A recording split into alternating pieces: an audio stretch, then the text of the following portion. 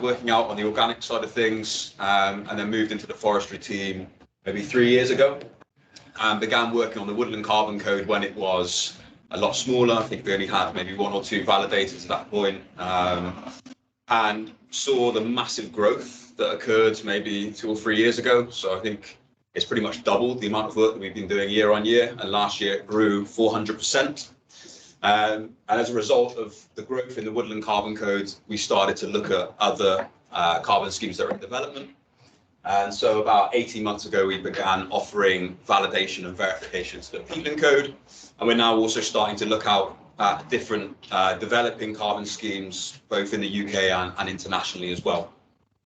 And I think thinking back to the early days of the woodland carbon code, as the scheme grew so rapidly, we faced quite a number of significant challenges to allow us to continue to process the work at sort of the pace that our auditors, our clients, and ourselves wanted to get these projects through. And I think everyone in this room knows how long validations can take, how complicated they can get, and how difficult it can be to keep on top of all the different aspects that kind of proceed as one of these projects goes from the very beginning through to the validation statement.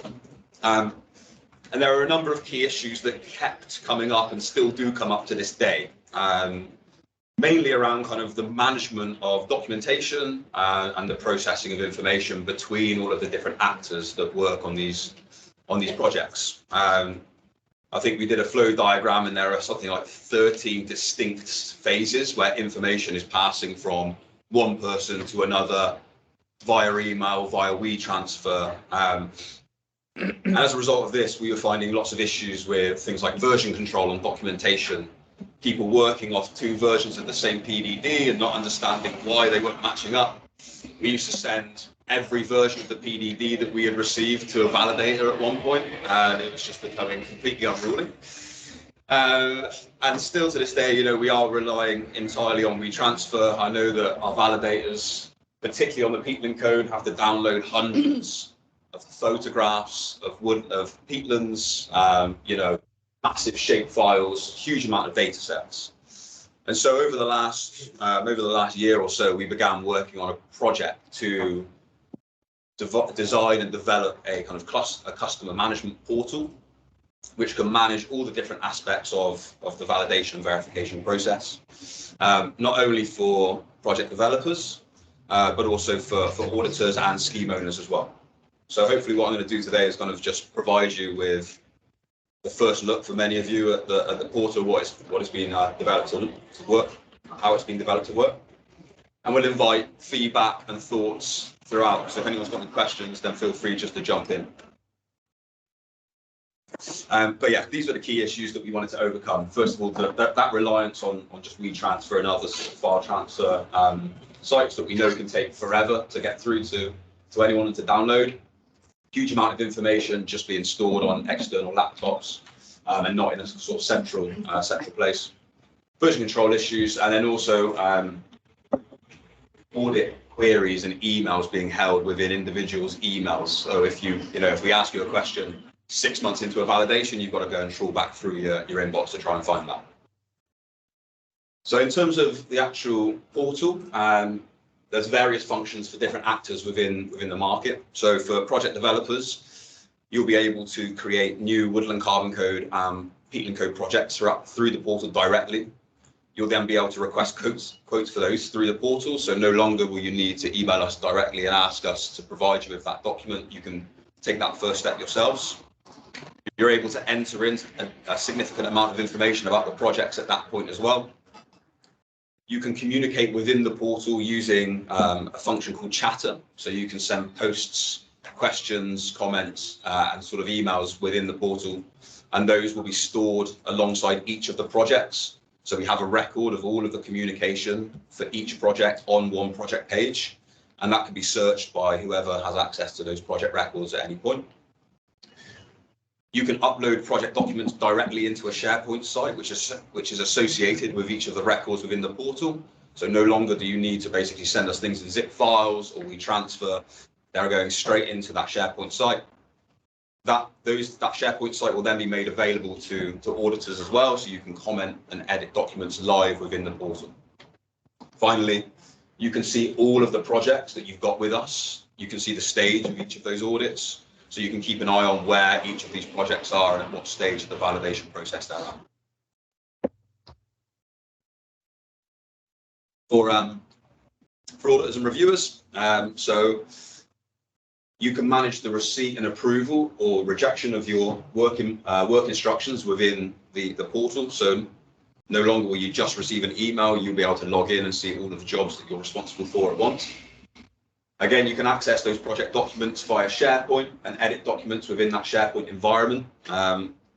Each version, each change will be tracked and saved. So you can go back through the history of each document if you wish. You can see what time or who made changes and when. Again, you can communicate within the portal both to project developers about specific projects, but also to Soil Association staff as well about your work instructions. And again, you can kind of see that communication history. For scheme owners, at the moment, scheme owners will be able to access the SharePoint sites as well. So you guys will be able to sign in, or we'll be able to provide you with links to the SharePoint folders. At this point, you will not have direct access within the portal, as we felt that kind of the most important part was the review of those key project documents. Although in future phases, we're looking to kind of develop that side of things as well, because there's plenty of functionality which will be useful for the scheme owners to have within the portal as well. But again, you'll be able to raise comments in the same way that you would on documents at the moment, but within the SharePoint site.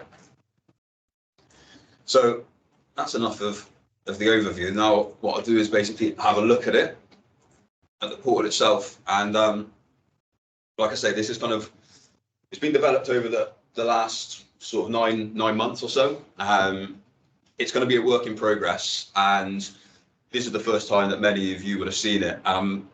Hopeful that you can all provide feedback, honest and open feedback. We want this to make this process easier, not more difficult. So if there's any, any comments that any of you have whilst you're testing the portal, then feedback will be welcomed. So we'll start off with the project developer portal. So I think this is kind of the logical place to begin to try and show everyone the process from start to finish. It looks almost exactly the same as the auditor portal, but just says project developer portal instead. So as you can see from this page, you can create new projects, access projects that are already within the system. And so what I'm going to do is basically show the process of creating a new project, and then we'll kind of look through the requesting of the audits, how you would access SharePoint files and project files, and so on. So if you go back to the home page, if you click as a project developer, if you click on create a project, you're able to select whether or not you want peatland code or woodland carbon code. You select on woodland carbon code, you're then asked to enter in a number of information about the project. So we just do group. You can select the type of audit that you are after. You can select whether or not it is a single project or if it's a group, how many, which size of group it is. This is for our quoting purposes. So at Soil Association, we provide quotes based on the size of the group. You can also then number or add the precise number of projects that's in your group there as well. You can select who the main contact will be for this particular audit. So this will then copy through onto the work instruction for the auditor. You can put in contact phone numbers. You can select the standard version that you're being audited against. With some help text here basically saying that it will be the most up-to-date version unless there's a transition period. We also have the opportunity for you to add a link to the public market registry for S&P Global. The idea being that as part of our checks, once you've submitted a new project for a quote, we will go on to S&P Global and check that the information marries up, that the ID number and the name, etc., are precisely correct. And you can have things like grid references as well. You can then select to say whether or not the landowner or yourselves as the project developers will pay for these audits. If you select that a landowner will pay, then we ask for some landowner details down at the bottom of the page as well. So very much the same as you would enter into the emails we send across at the moment. And then you're also asked to enter in some key dates about your project. guidance from both the Woodland Carbon Code and the Peatland Code are here on the right-hand side. And we're going to introduce validation rules. So if, for example, with the Peatland Code, you need to have registered before implementation? Yeah, thank you very much. If you put the dates in the wrong way around, then it will stop you and ask you to put them in the correct way. So just for the purposes of this, I'm just going to put in some dates. And you can also put in the project duration here. Can I just ask a question quickly? Yeah, go ahead. We have had issues where projects have had we're essentially ineligible. Yeah. Will it stop you in your tracks? I know you said if you did it wrong way round, it would stop you in your tracks. Will it stop you in your tracks if there's too great a gap between implementation, registrate, but between the dates? See what I mean? So yeah, no, absolutely. Good question. I don't know how complex the programming can be, but I mean, in theory, yes, you should be able to do that. You just need to set the rules, and so if the rules aren't met, then it will just stop you from proceeding, and hopefully that will be enough to kind of twig in the minds of whoever's entering this information in to maybe double check the guidance here or double check the rules around it. But if that's something, maybe what I can do is, as we're adding the validation rules, is just come and speak to you and just make sure I know exactly what the requirements are, so we can add that in. Well, if the registry did it in the first place, you wouldn't need to. Yes. Because it wouldn't even get to that stage, which would make more sense. Yeah, because people have already put time and money into it to get it to here. So can the registry do, who do I look at? That's the thing, yeah. The market registry is kind of the external organisation which hasn't, we've spoken to them about trying to align the two systems as well to make it easier to enter information in, like project names and ID numbers, but they weren't particularly enthusiastic about sharing data back and forth. So yeah, I mean, well, when it comes, just to jump in, Jeff, that's okay. Yeah, go ahead. Just on the note of the registry stopping you in your tracks, that was something about 6 months, a year ago. Now, if you try to register a new project and you put in, my implementation date was last week, it will stop you. It will say okay. Of course, we're always dealing with what people did a few years ago. That's the problem. So I didn't even know. Yeah, exactly. Some of these changes have been implemented. I really like your idea about would it be able to. I think it would be a quite tricky bit of coding. I'm not a coder, so I don't know. But it sounds cool if I say it like that. Andy, the other thing, Andy, can I jump in as well? The other thing is that it's quite. Some of those things are quite hard to do because in the registry you might say, I think my implementation date is going to be in 2 months' time, and then it actually isn't, so you need to change it. So yeah. Well, that's another one. Everything up front. With the Peatland Code as well, I mean, the start date for a Peatland Code project is the end of the restoration works, which is impossible to tell. So our guidance says, put in the start date that you put into the registry, which is your best guess, your best estimate at that point. And again, this is information that we can check and kind of update later on in the project lifetime. But yeah, we're aware of of issues like that, which it's just so variable that you have to have a specific piece of code to make it work. But I think most of the things you've got are, most of the showstoppers, like 90% of the projects have captured generally already. And those, if you have registered and then it's beyond 2 years until you whatever it may be, or 3 years, it's getting, that's quite rare that could be up now, but it would be cool if it could be included. But if not, that could be one of the sort of checks. Yeah, I mean, like I say, this is kind of going up. There's going to be multiple phases of development. So I think my intention after today is just provide it to a number of project developers to test as well and get feedback, and then start to roll it out and continually develop it as we go. So yeah, it's definitely not going to be we're finished. It's gonna continue. So once you fill in all the information, you basically press next, and it will create the project for you, and you can click this button and navigate to that project that's just been created. When you land on this page, this is called the project page, so the climate and landscape project page, and this is kind of like the front page where everyone involved in this process will be able to access this information and communicate upon this record. So that includes the Soil Association staff, the auditor, the reviewer, and the client as well. So everyone will have a different view of this page and the information that's on it. As a project developer, when you create a project to begin with, it's automatically set as a lead, and the lead stage being, it's essentially a draft. You may not be completely ready to receive a quote for that project. You may, for example, be figuring out when your implementation date or whatever it is. So at this point, the Soil Association will just treat this as a draft.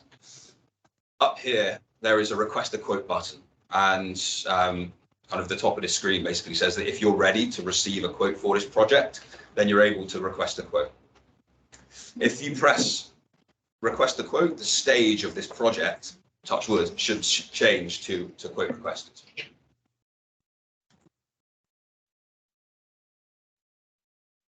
So once this has been requested, this now will show up in an internal report that the Soil Association will monitor on a sort of daily and weekly basis. So we will see how many quotes have been requested through the portal.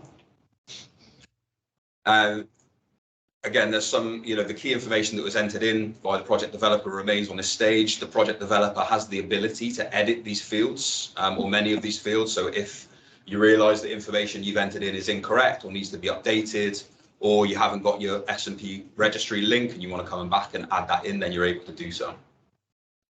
On the right-hand side of the page, you have this kind of collaborate here box.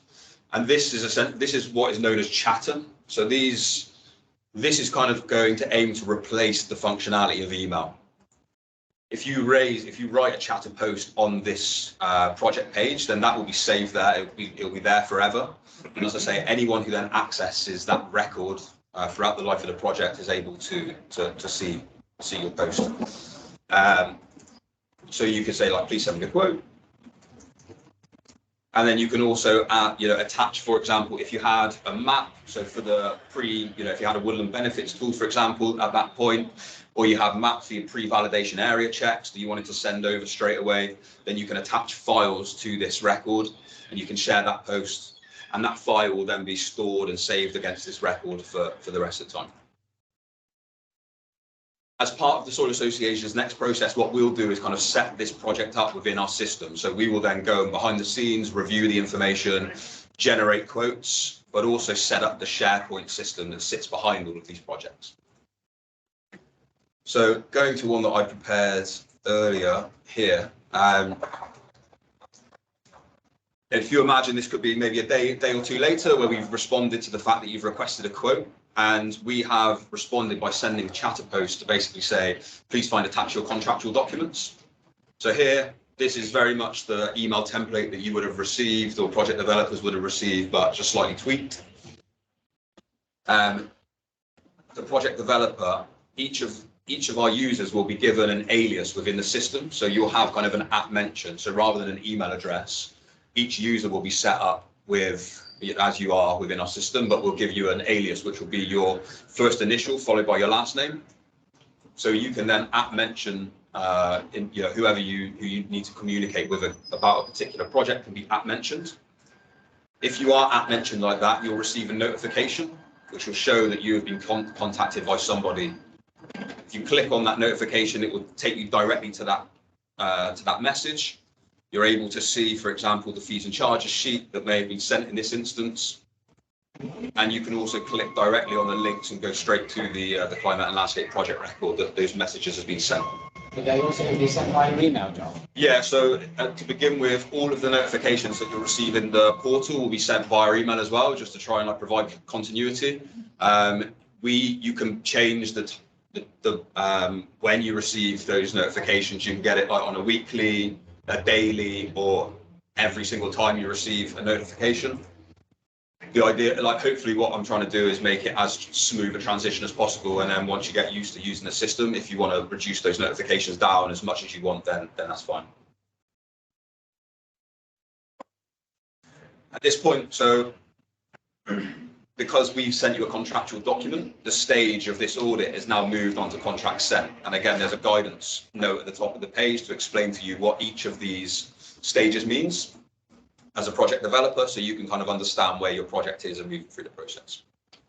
At this point, what we would have done in the background is set up a SharePoint site for this project. So if you click on this project files button, you will be taken directly to a project folder within our SharePoint site.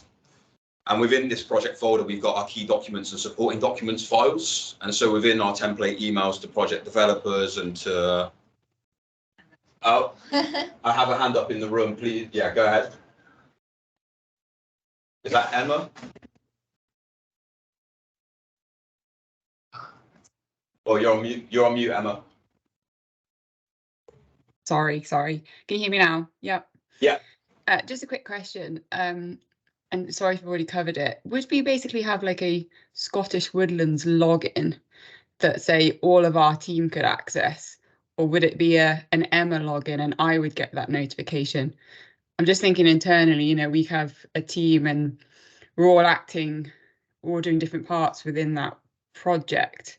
So I want to make sure that everybody gets those notifications. Do you see what I mean? Yeah, no, I see what you mean. So everyone so each project developer will be set up as an organization within the portal, and you can have a number of different users that are set up as individual users as well. If you are directly mentioned, the person that's mentioned receives the notification. But what you can do is, if I just go back, if you've got, as you described, multiple people working on different projects, you have a button here at the top of each record, which is follow.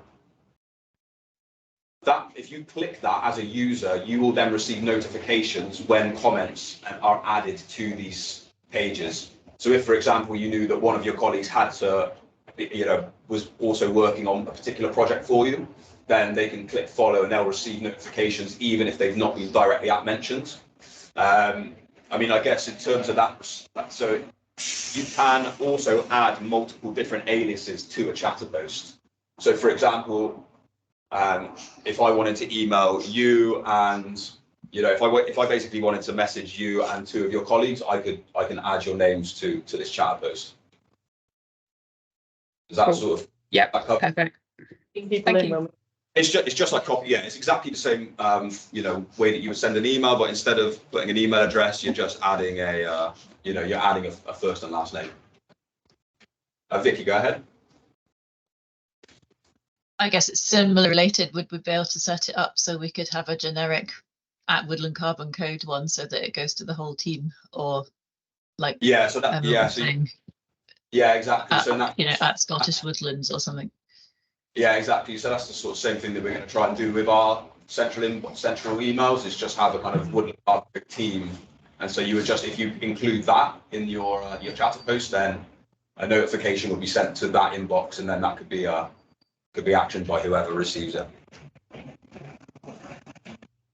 So yeah, the idea being is that after this point, you would upload your key documents into these files. Once those files have been uploaded, then you can let us know basically by messaging us through the portal. The project documents have been uploaded to the system. And at that point, we would then allocate the auditor and move forward from that point onwards.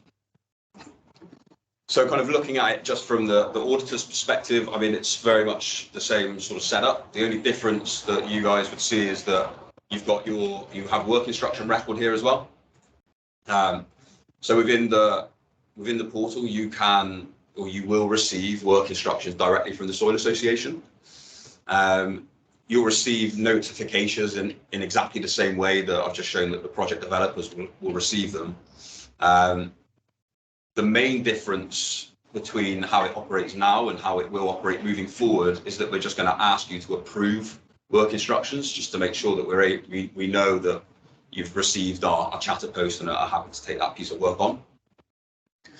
The work instruction has this approve reject button on the right hand side of it.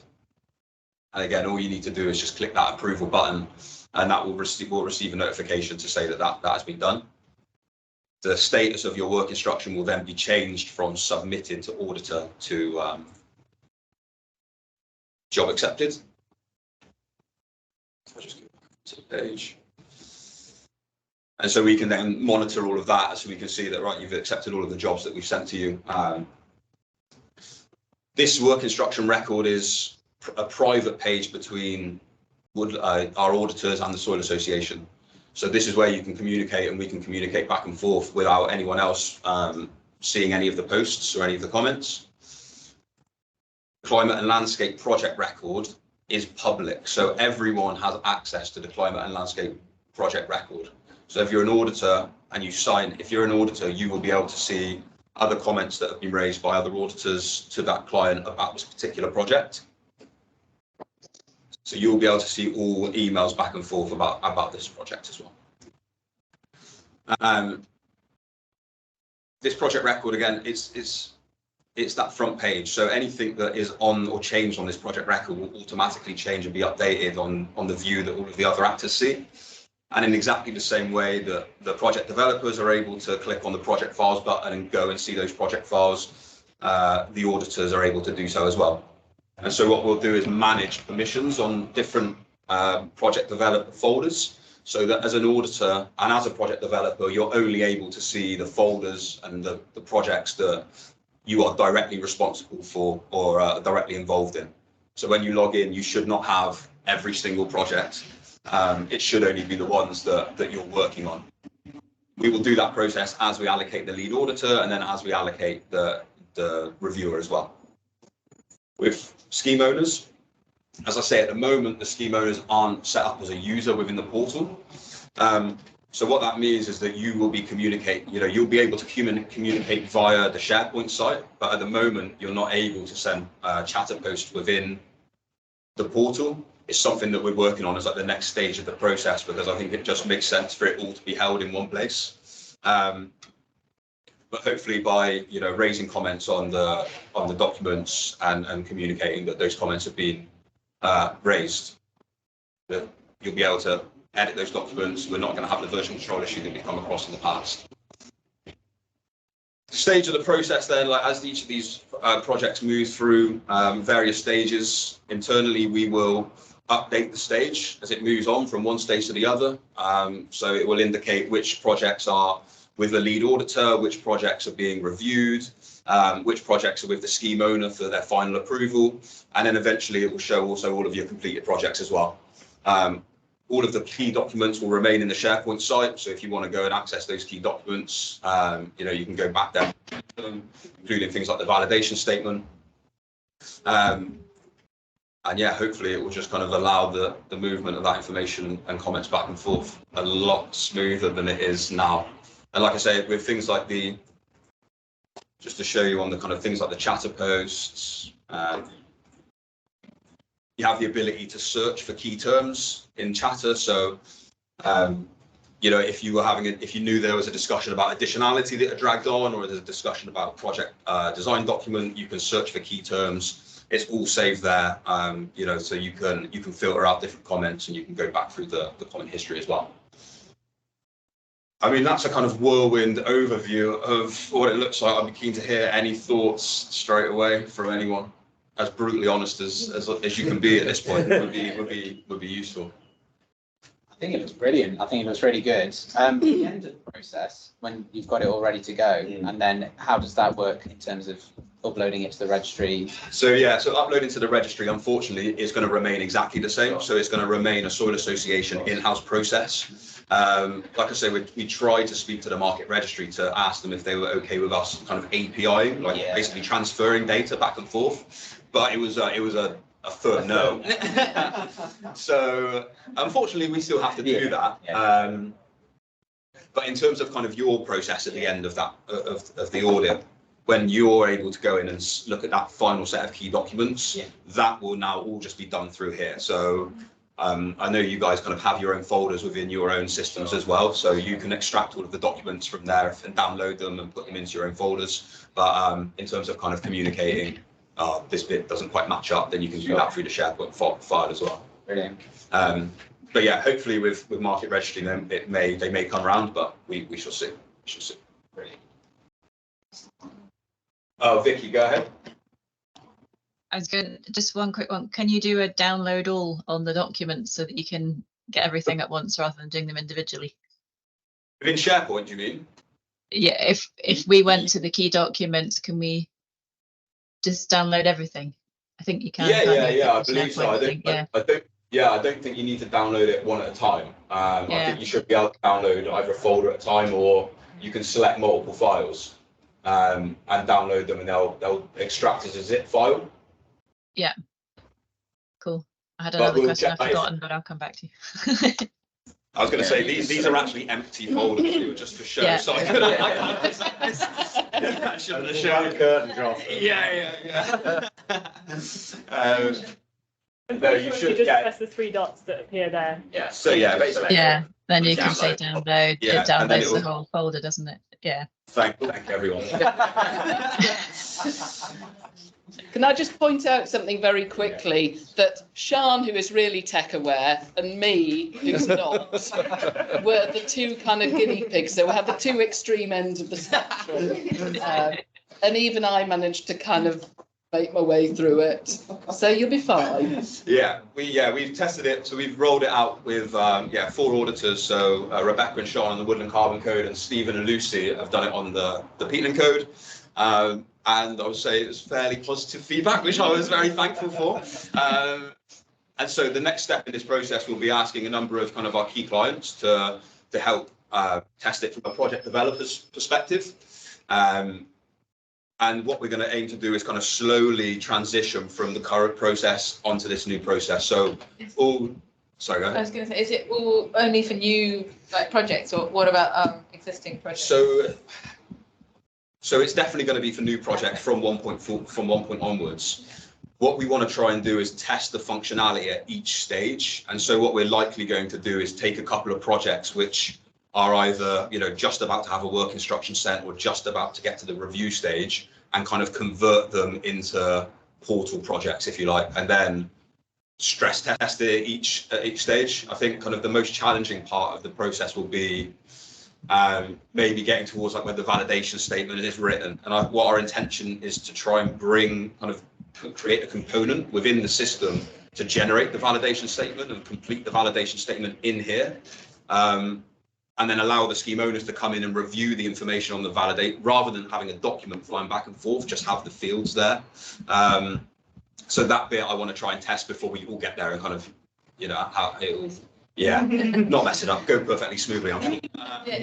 But yeah, so I think I want to get the feedback from just some project developers, what bits is useful, what bits we can get rid of, and then we'll start doing the proper testing and rollout from that point onwards. Mr. Jonathan, I remembered my other question with the sort of chat function. Can you, as well as being able to search it, is it easy to just scroll back through so you can see the different comments? Yeah, absolutely. So, I mean, there's only a few test comments on this one, but you can scroll down. At the moment, it's on the right-hand side of this page, but I might put it depending on your guys' feedback, we might put it at the bottom of the page, just so it's a lot easier to kind of see the comments, because they are quite small. But yes, they will all be there essentially, and you can. There are various opportunities to filter. So again, these can kind of be built out. How you want to filter these comments can be built by yourselves. So if, for example, filter by everything that's been sent directly to me or directly to a colleague, or contains this this word or these terms, then you can do that sort of stuff as well within the portal. I think as we start using it, I'm kind of keen to understand how everyone will begin to use it, because at this point I have no idea really what's going to be most useful, what's going to be completely annoying as hell. So yeah, it's kind of I'm looking forward to feedback to try and build it in there as quickly as possible. Emma?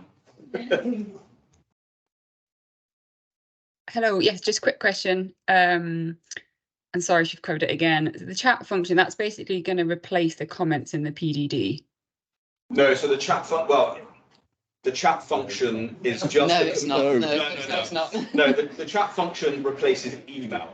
So the commenting on documents, the way that is going to operate is going to remain precisely as it is at the moment, in that you can raise comments on the PDD within SharePoint. The only difference, I suppose, is that you will be able to, as a project developer, to sign into SharePoint, access the document, which is a live document within SharePoint, see the comment from Rebecca, respond to it on the document, rather than having to download it, make a version, send a new version back. And by responding to the comments on documents in that way, the version is saved, so you can see each change that has been made to the document. You can see each comment thread that has been attached to each. I guess the way that the chatter function may impact auditing is that Rebecca or anyone could comment on this project record saying, I've just added a load of comments to the PDD, go and have a look. Or here's a Word document that I'm attaching, which covers additionality and covers carbon calculations, you know, so it's basically, Chatter is just email. Just think of Chatter as email, but kind of the actual back and forth between yourselves and the auditors remains as it is. And the best part of Chatter is just that it would allow that historical review rather than Becky, as per email, 1st of January. Yeah, exactly. It's, you can see it there. Yeah. Yeah. So yeah, accepted on the PDD Word file, we'll be able to sort of, it'll be live and we'll comment. There will be document types that we can't do that with. So PDFs, for example. Yeah. So we will have, you know, we'll say you need to change your map.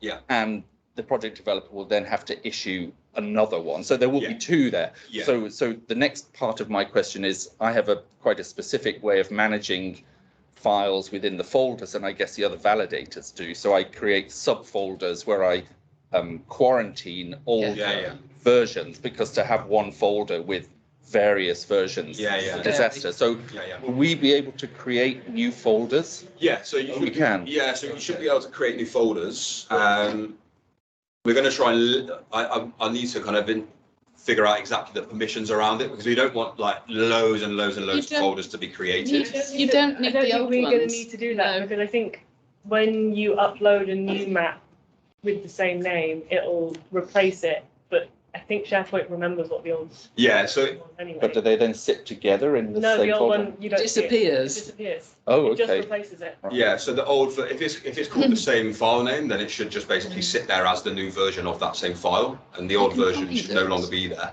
I mean, if you could also create a superseded folder that sits there if you wanted to quarantine documents, but the idea is that we want to avoid having multiple different versions of the same document. Project developers, for example, can delete they could delete a document and upload a new version. There's no stopping, someone. You could add all of your comments onto the PDD, and instead of responding on the live document, they download it, respond on the PDD, and then upload that new version. No. That's what we're trying to avoid. But I thought there's no way of, because it's all built around permissions, we need to give project developers the permission to upload documents in the first place. And so to provide that permission, you allow them to remove project documents as well. And so I guess this is where will be where the challenge is kind of communicating with you guys as project developers to understand like exactly how your processes works and what concerns you may have with these new systems and operating in this way. Like for me, it sounds like the onus of version control is now being taken over by the auditor and not the developer. Well, yeah, I mean, hopefully the version control will be managed by using the versions that are put into this system. So yeah, it's a collective responsibility. It always has been, really. Well, it has. That's what I'm thinking. But it's making it easier. Yeah. Because it's all just sitting there. Yeah. You shouldn't need to rename it. It will just. Yeah, so it'll just replace. Control that keeps it for example, we will receive version 1, 2, 3, 4 of a PDD or an additionality calculator. You no longer need to call it version 1, 2, 3, and 4. It's just called the additionality calculator. In the background of the SharePoint site, we see those versions, so we can go back. It's just going to be a change. All you're going to need to do is change kind of the way that you work currently, which is working on the documents that you have stored on your hard drives of your laptops to basically working within this system. You're able to you don't have to work within SharePoint as a kind of platform. You can extract the documents and they're still just a Word document on your desktop, but it's just about uploading that same document back into the SharePoint site. And we're providing or writing guidance documents to explain like exactly how to do that. And so it should be, I think with anything like this, there's going to be a disruption to begin with as everyone gets slightly used to the new way of working. But I think it's going to be like in the long run, once we're used to it, it should really avoid all of that version control a lot of the version control issues. Would you Hopefully. would you prefer people not to download it and then edit it and then re-upload it though, because then you won't see track changes and stuff like that? You still will see it if it's called the same file. So within SharePoint, you have a function which is kind of checking in and checking out of a document. And what you do is basically when you extract it out, you check it out of the SharePoint. That would restrict, say, if Alex had checked out a document, he wouldn't be able to. Exactly, yeah. So you can see who's checked out a document, who's in control of it, so you can't have. And there are going to be quite a few. Can you please check it back in? That's the. People will get used to it. Yeah, that's the issue, and that's the kind of thing that we need to put together to try and make sure that we all understand the best ways of using the system. Yeah. And so again, feedback from everyone is appreciated on that point. So when when we send it to Scottish Forestry, we send a clean document because you don't want or need to see our comments. Yeah. Will we just clean it up at that point? So they can't see what. Yeah. So This is first attempt. So in the same way that you can clean up a Word document, you can resolve comment threads, you can get rid of things like that. So they won't see the agony that we went through. The bit that, because the scheme owners at the moment aren't, as I say, within the portal, we're kind of, you will still need to communicate directly to the scheme owners via email at that point in the process, unfortunately.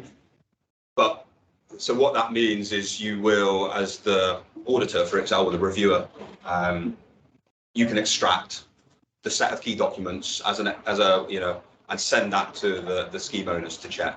And that'll be via email still. And that would still be via email until you're into the portal. So that's kind of why we're working on that as a priority. I know that's kind of the bit that we need to get sorted out as soon as possible. It's dead easy though if you've only got one set. It's when you've got a million that you name different names, and then it's, oh God, did I mean back from Sean last week or back from Sean at the last iteration? And there are two communications to resolve: is kind of the auditor and the project developer, and then the scheme owners and the auditor generally. And so you've kind of solved one. Now we need to do the other. And then the next one's the next step. So I misspoke as well. Instead of having to download the documents, you would just send the link to the SharePoint site. So you guys would go in and see the SharePoint file. So you can get into SharePoint, but you can't get into portal. So you can't use the. So what if we can get into SharePoint? Then that's most of the pattern anyway. So no, that's great. That's all you need to do, isn't it? No, we just have a look through and It's fine. That was Lance. It's fine. We're very lazy. You can comment, and the auditor and reviewer can both see the comments and that. We'd be able to comment. You'll be able to raise comments on the documents as well. So the only thing that you wouldn't be able to do is then go into Chatter and say, I've just added my comments. You would need to send that email to Rebecca and say, thanks for sending over the documents. I've added my comments, go and have a look. And then. But if we get added in those comments, we'll get a notification anyway. We'll be able to add you in. Do you mean in SharePoint? Yeah. So until the users are kind of set up within both systems, you can't do the app mentions, unfortunately. But that's why that's kind of the priority for the next phase of the development is scheme owner functionality and kind of bringing the validation statements in-house as well. Can I ask a question on that, John? Yes. Scheme owners, is that landowner? No, it's Scottish Forestry and the IUCN. So who run the actual scheme. So you've got auditor, project developer, and scheme owners with one company. Yeah. So landowners, if you're working for a landowner, but they don't need to be involved in the audit process, which is the vast majority of them. Yes, exactly. They do not need a login. They do not need any sort of access. They are just. That information is added solely for the purpose of invoicing. If you've got a landowner who is acting as a project developer, then we would set them up as their own organisation and so on. So the landowner is not involved in this unless they are acting as kind of the project developer and communicating with us and the auditors. So I guess that side of it where you're contacting them, asking for landowner commitment statements and that sort of thing, that's still going to be email based. That sort of stuff needs to be, because I guess the way that we're going to, the kind of point between us and the project developer will be when you provide us with the key documents and everything. It's like that's when that will still be the point at which we're communicating with you. We wouldn't go and ask the landowner for those sorts of documents at the moment. So we don't we didn't identify them as someone that needed access to the portal. Necessarily. That's a good show. Yeah. It could get kind of interesting. You probably don't want them seeing all the comments that they're sending. Hear the stuff we say about it, tell you. No, just from a point of view, the less people but can be involved, the better. Yeah. Well, that's it. Yeah, that's kind of our intention as well. So just a quick procedural question, Yeah. which is more to do with us as auditors, is at the moment, it's like this Chinese whispers effect, and it goes from Scottish Forestry to the reviewer, and then the reviewer passes it to the auditor. Yeah. How is it going to work now if ultimately Scottish Forestry are going to send it to both? Because the way we work is the reviewer sorts whatever they can sort without bothering anyone else in the chain. So if it's something that you can just do, you do. Yeah. But I can just foresee. No. We need to sort with the stuff we need to sort, because otherwise you've got two people working on something or nobody working on something. So I think in that instance you described with the scheme owners responding to the reviewer with a number of comments. So if you imagine you're sending an email saying, here's the SharePoint documents, Andy would respond saying, okay, yeah, I've amended my comments. As the reviewer, you're receiving that email from Scottish Forestry. So you then go into SharePoint and make the amendments that you can make. And then if there are ones that need to go back to the lead auditor or the project developer, you then would pass, comment either as a post, within. Okay, within yeah, I thought ultimately you were saying that everyone would hear. Everyone could see the comments, but we'll be the first person to know that they're there. Yeah. So unless you're really, really zealous and you're in there looking for the comments, And you never know. Hey, go for it. I think like the notification side of things happens within the portal. It doesn't happen within kind of in terms of the sort of notification side within SharePoint. I don't think it's as kind of advanced, I suppose. So you can see who most recently modified a document and things like that, but you're not going to get a notification to say that, oh, somebody has modified this document every single time a document will be modified. So can we tag people in the comments on SharePoint? Yeah, you can mention people within. So in the same way that you can do it within a Word document within an organization. What I'm envisaging is like if I get a review back, I go through the comments first, I respond or resolve what I can, and then I just tag the validator in the ones that are left over. Yeah. So that should be that. Yeah. So that will be managed through the permission sets that we'll set within the SharePoint site. So each user will be added to a set of documents, and so as long as you're added and you've got the correct permission sets, then yeah, that back and forth should be doable. There's a question in the chat. Will any new projects come existing? So yeah, will it be for new projects? So what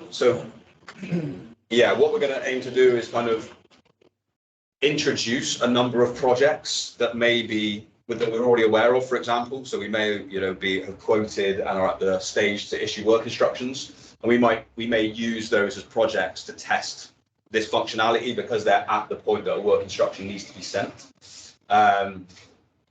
And then kind of what's going to happen is at some point we're going to say, right, all new projects will be created through the portal. They will then slowly trickle through as the current projects that we're working on peter off.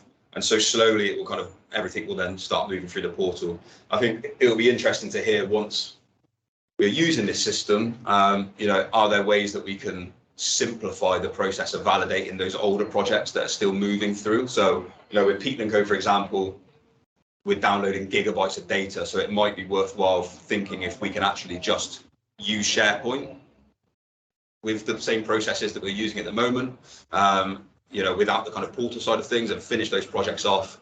But again, kind of a bit of feedback from everyone once they've used it a few times.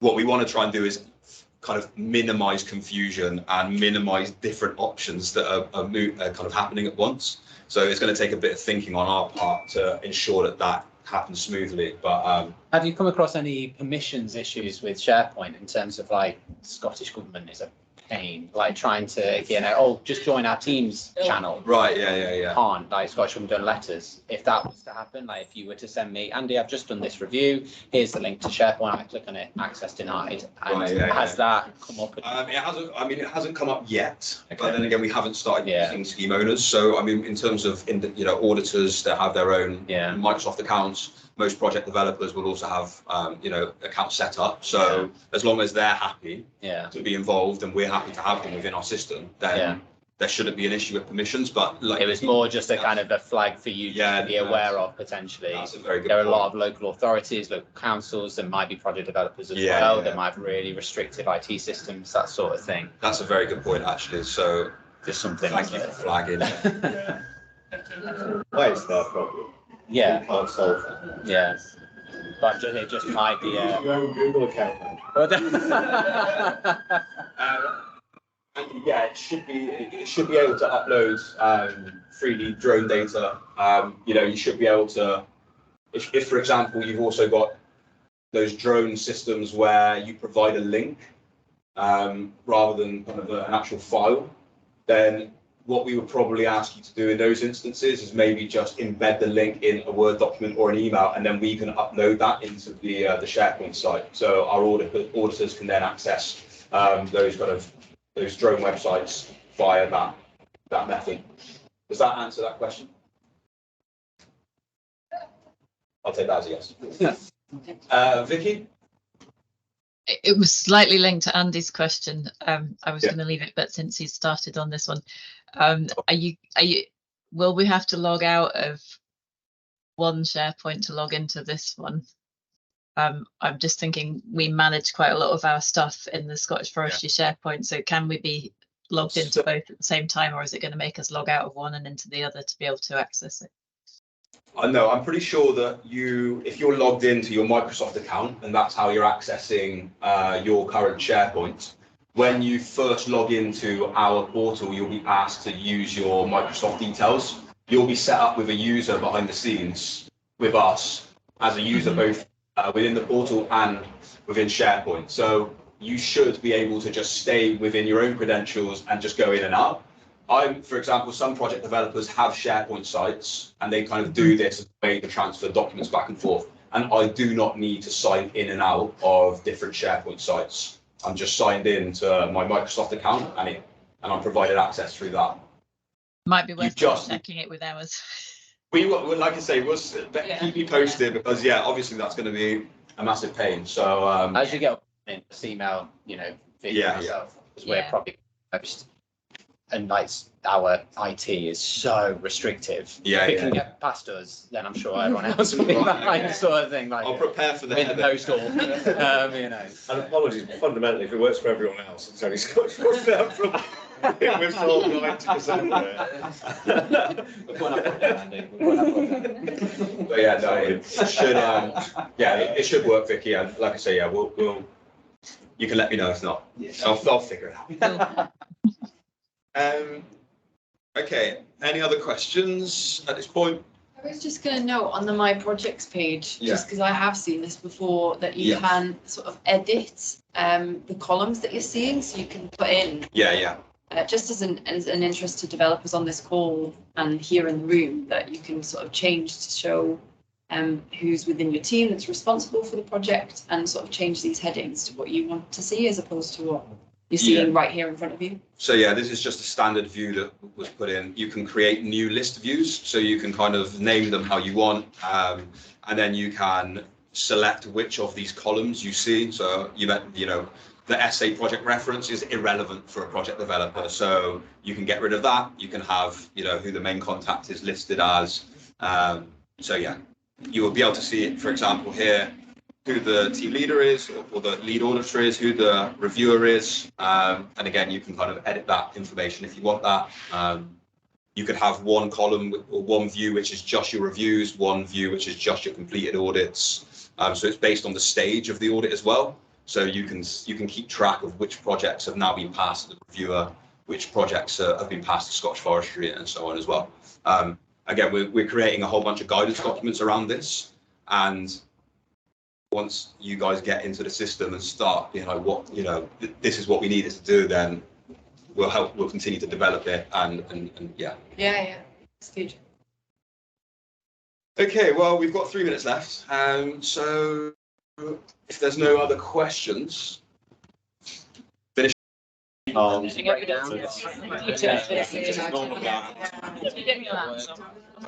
myself extra work. Yeah, it's interesting. It was, Yeah, just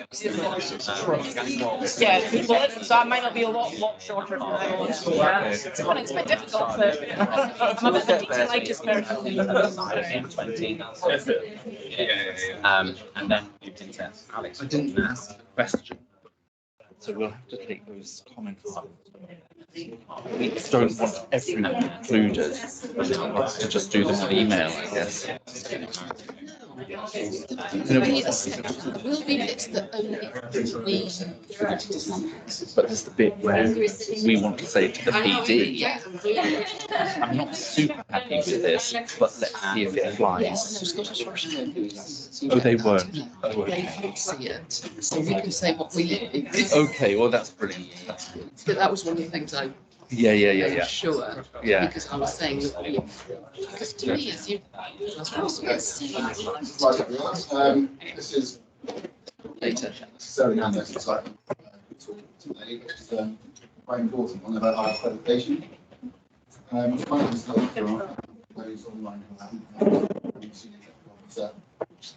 climate landscape team since September, so nearly a year now, actually. So yeah.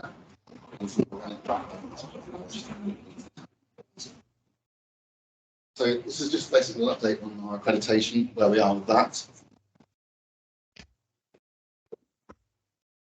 So there's a little bit of background as well. For those who haven't come across the ISO standards, they are basically the framework which all accreditation bodies in the carbon market, greenhouse gas space are accredited.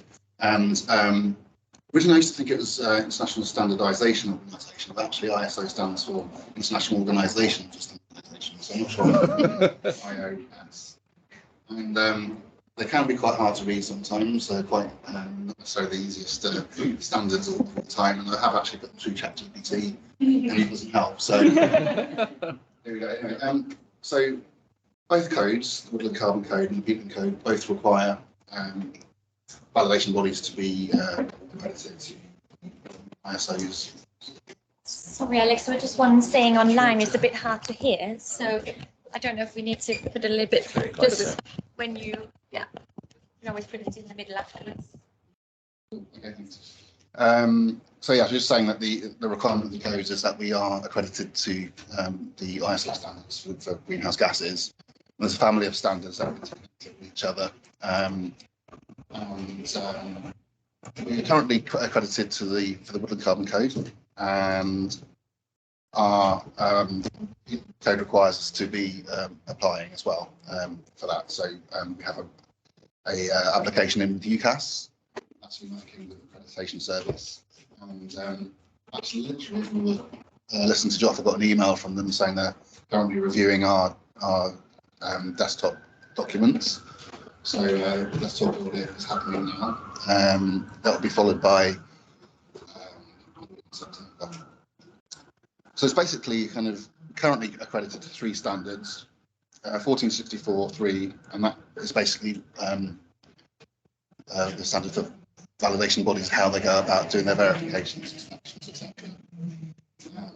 So things like what kind of evidence, how you don't gather evidence, materiality, risk, things like that. So it's how you kind of carry out inspections, etc.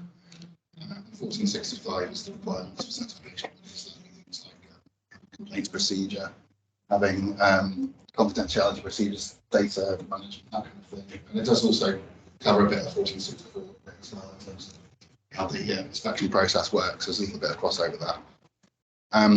14066 is a requirement for validation for validators and verifiers, the standards that they have to adhere to. So competencies basically for validators. Those are the sort of 3 main current standards that we're accredited to. they weren't really kind of designed with nature-based solutions in mind, kind of more sort of factory kind of type scenarios, and that kind of is evident sometimes when you're looking. I did a gap analysis actually for all three of those, and sometimes you're just thinking, I can't get this peg into that hole. It's just not gonna. It's just not designed for that, and so sometimes you have to sort of realise why they were written originally. But whether there's going to be something at some point specifically for nature-based solutions, we're not sure, but might be quite a good thing. But ultimately, this is what we're working with at the moment, and this is a framework which all sort of greenhouse gas assertion validation bodies have to adhere to. So where are we at the moment? So some new ISOs are coming out, and we're migrating to those for the Woodland Carbon Code, and we'll be applying for extension to scope for peatland code. Because we don't have accreditation currently for peatland code, we are kind of effectively working with the old ISOs, even though we haven't actually been accredited or inspected to that. So we'll kind of be going live with new documents for peatland code shortly. So as I mentioned, we've submitted our application. The dust-based assessment is underway at the moment, and we believe our audit, like our actual office audit, will be in September sometime. We haven't heard definitely yet about dates, so we're just waiting on that. And there'll also be some field audits as well, so we'll be witnessed in the field as well. So 1464, which is the one relating to how inspection validation bodies actually do their verifications, etc. Originally was released in 2006, it's now updated in 2019. And it's probably one of the weirder ones is 1465, which has been updated, but has now been kind of made to work in tandem with another document, which is 1729. So it's the same kind of principles, but now you have two documents that you have to work with, and quite often one refers to the other. So it's like a tandem kind of situation. And 1466, the validators, and we will be pleased to hear, stays the same.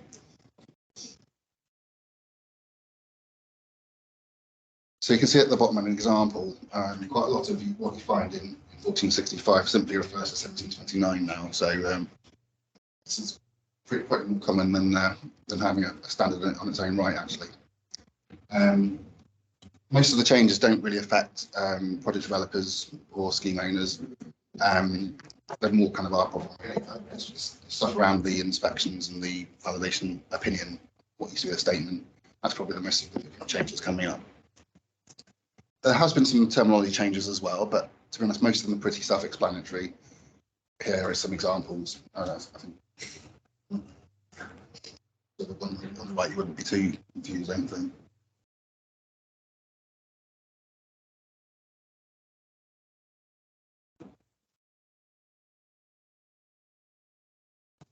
So in terms of the standard, the change to 1464, the kind of key changes that really affect everyone here really are more around the assertions and the claims made to interested parties. And interested parties could be anyone, but usually be someone going onto the market registry to look at buying carbon credits, etc. 1464 used to be kind of blended when verifications and validations were kind of treated in very much the same way. But now they've been split out completely now, so they have their own sections. So it does make it a little bit easier to read, actually. But one of the big changes is that what was the validation statement is now going to become the validation opinion. And there are also levels of opinion as well, like unmodified, modified, adverse, and disclaimed. And they're somewhat analogous to the kind of the green, amber, and red of the code at this point. So nothing particularly new in that respect. But the change to level of assurance is quite a big thing. And actually, it's not 100% clear exactly how this is intended to work. And it's quite clear from the new standards that the level of assurance for validations is being removed, so we no longer have a level of assurance validations. But it's a little bit unclear about verifications. So we've actually lodged a interpretation request with UCAS, and they've been looking into this with their technical committee since February, and presumably that indicator is somewhat complicated. I'm not sure. So we basically had to really roll out new standards anyway, and start using new QMS documents to the new ISOs, and we'd have to go ahead with our interpretation, which is that at a initial verification, it will be a reasonable level of assurance, and on the subsequent verifications, it will be either a reasonable or limited, depending on program or standard owners. But yeah, I've managed to change that as we spoke earlier. So that's how we're going to go with it. We'll get audited by UCAS and they'll tell us if it's right or not, and maybe they might even tell us in advance if our interpretations right or not. But it won't take us long to alter our documents. We have to, and I think going for a reasonable level of assurance, given that requires a higher level of detail, probably is the better way to go anyway to start with. So I think if we were to assume limited, we might end up doing an audit and not potentially gathering the right amount of information that we need to. Yeah, if I could just, we are very used to UCAS not responding. Just like FSC, when you send interpretation requests, you just don't get a response for months and months to what seems to be the question. We're having a real difficulty with any communications with UCAS across lots of different schemes. So taking the plunge and just going, right, well, we think it's this, let's just go ahead and see if it needs to change. I mean, I'm hopefully not stealing thunder from later in the presentation, but we'll just put them out, and if it has to change, then we'll reissue those opinions again with a different level of assurance on afterwards if we have to change it. And to be honest, they might not know. Essentially, their key auditor on us, who's a subcontractor to them, called Tim Pinder, appears to me to essentially be the only person in the UK who really understands the stuff and has a firm opinion. And until we're face to face with him. Yeah, I have spoken to Tim, and he said he would take it away, and he said it is quite tricky, so he is looking into it. Because I think I put him on the spot when we were talking, and he said I can't give you, I can't give you an assessment when we were on the call. But he is aware that you're looking for that answer, so I'll keep pushing. And I have yesterday put my foot down and said, please do respond. So hopefully we'll start seeing some progress. Equally, he may not be sure. We might suck it and see. It might change at a later date. That did happen with the Wood and Carbon Code when it switched from reasonable to limited level of assurance and 5-year verification. As the result of experience and him becoming used to the scheme and seeing what was there and making an assessment of the veracity of the evidence that's provided from the audit. We're measuring light, nature. It's not a dial on a pipe in a factory that can be calibrated and tested. And that's the perspective he's taking. So it's a bit weird. Yeah, it's limited. It's attempted to see. I can see why you could think it was limited as well. I think Tim had originally thought maybe it was limited based on the kind of assertion itself rather than the gathering of evidence, etc. But anyway, we're waiting to hear what UCAS say about that. So it may well come out in the wash in the audit, and that's so going back to the opinion types, we've got unmodified. Now, typically this will be the opinion type for validations, so you can be a bit more sure there. And that usually means there's sufficient and appropriate evidence to support the claim, and it could be also issued for verifications potentially. For verifications, modified opinion might be where, for example, there might be some remedial work required. So that would be kind of stated in the opinion itself. And an adverse opinion might be there's some serious issues that need addressing, and that there's a chance of the GHG statement is at jeopardy if not rectified. Disclaimed opinion actually could also apply to validation. If for example, wasn't able, or someone in the chain was unwilling to provide information, we might have to disclaim an opinion then. Or if a verification has gone so badly wrong, but we wouldn't actually issue an opinion on the market registry. We would just put it into the report, notify all parties, etc., including scheme owners. That's another small version as well. So the opinion itself needs to contain a minimum of information. It's about 9 points that have to be included in it, which we put in guidance and report templates, etc. other than that, it can be free text, so you can put a lot of descriptive detail in there, and to some extent that could be quite appealing to the buyer going to market registry and seeing a very thorough write-up of a validation or rather, sorry, say verification, should I say, shouldn't say validation. So for reasonable levels of assurance, it's kind of saying, yeah, this is likely to have achieved what the assertion initially set out to. And for limited, it's kind of a little bit more negative in terms of opinion type. But that doesn't necessarily mean it's a negative opinion saying this project isn't good. It's just basically saying there's no reason to think that this won't deliver the carbon credits, etc. Just a slightly more negative way of putting it.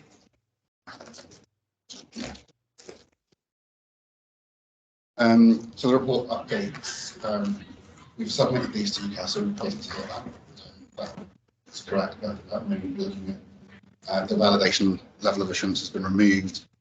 There's now a section for the opinion, so you can now draft the opinion, put it into the report template, and then the reviewer can then finalise theirs.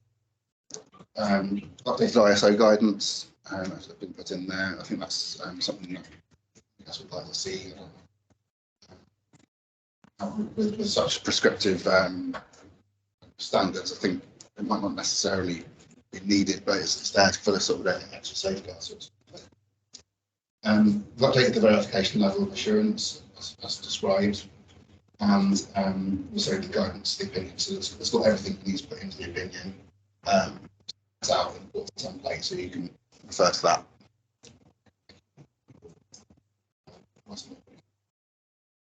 And also there's a section for objective evidence for site visits, for example, plots and what was measured or assessment units, etc. The final thing is there's an agreed upon procedures have been introduced to the ISOs as well. It's not something we tend to do at the moment, but we could do it so where a kind of a verification is carried out without the intention to create an opinion at the end of it.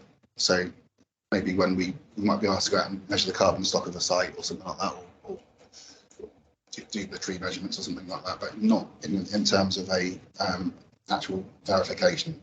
It's kind of a separate kind of procedure, and if we get one of those, we'll write the standards for that. So yeah, so that's it. Any questions?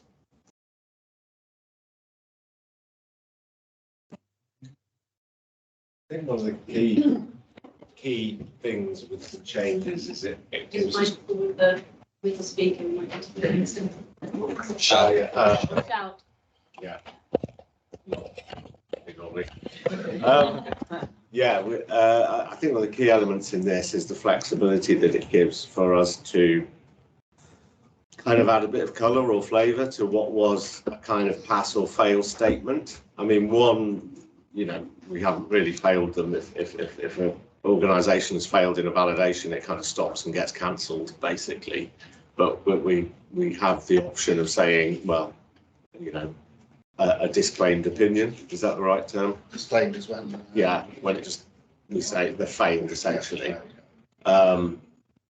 Which I think there are examples popping up of landowners refusing to provide information that actually is required. So basically say, right, fine, bang, there you go. And there may be instances of that. But more interesting is around the modified opinion piece, which allows us to kind of go a little bit further. And I think that the free text element, it leads me to want to bring greater disclosure than we currently have, and we can go beyond. We can show greater difference between ourselves and the other validator in the scheme, or validators in the schemes, and we can potentially list the evidence sources that were seen during the validation, a record of those, other broader information within the opinion that gives greater confidence to a carbon buyer that the validation has been thorough and well evidenced.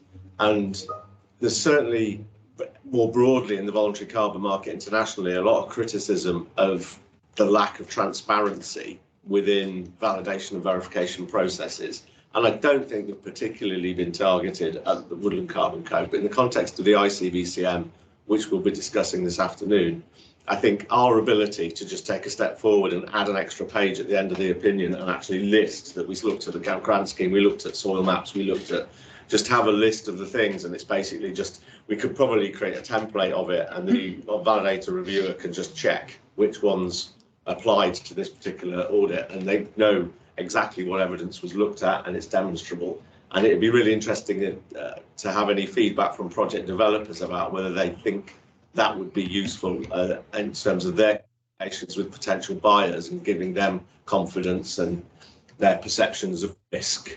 I mean, I don't know, we may be ahead of the game a bit in terms of the carbon buyers in the UK not thinking like that, but I tend to think what's happening internationally will fundamentally filter through in the end, and that trying to have that kind of full disclosure and transparency is the path we're going to be on, basically. And they do mirror up very closely to our red, amber, green, did you say, sort of ratings at the minute. And as you say, maybe at the minute they're not as hot on it because of potentially the carbon that people are buying aren't necessarily from verified projects yet, but once it gets verified and you're trying to sell carbon units and they go, oh, I'll have a look at it on the registry and it's got red rating for its verification, I think that, whoa, what is going on? I think it would naturally raise red flags. Yeah, and I mean,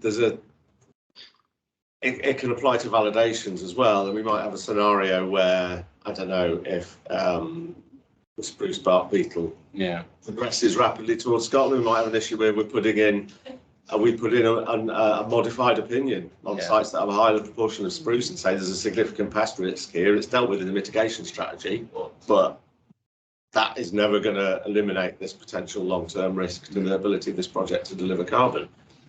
And I mean, that could create differentiation in the carbon value of units from different projects. Which is the direction it's going to go in anyway, with co-benefits and the things, additional ecosystem service provision, which again we'll probably discuss a little bit of this afternoon.